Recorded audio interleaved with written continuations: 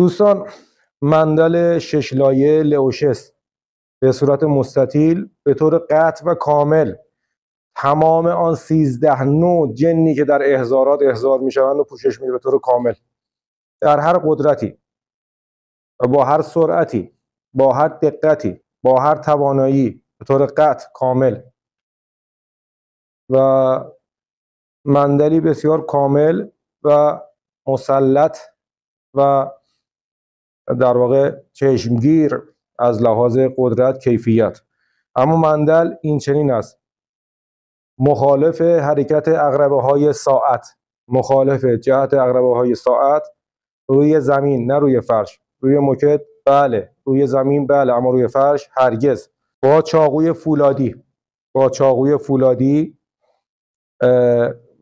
میخوانید لئوشس اذا جاء نصر الله و الفتح لئوشس. میشه یک لایه مندل به صورت مستطیل رسم کنید. انگشت اشاره دست راست هم میشه انجام، منتها ضعیف‌تر انجام میشه. اینو گفتیم که بدونید.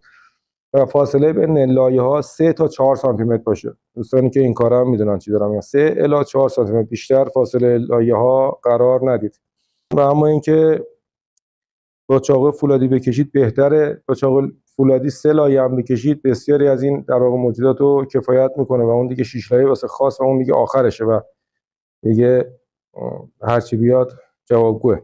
اما اینکه نحوه پاک کردن که بسیاری بلد نیستن و یاد بگیرید. نحوه پاک کردن مندل به صورت کامل، بقیه ناقصه و ناقص انجام میشه. با انگشت پای راست کم پاک میشه، مندل از بین نمیره کامل و دچار گرفتاری میشید. آقایی که مندل نشینی کردی و مندل نشینی دچار گره و دست اندازی، علتش اینه.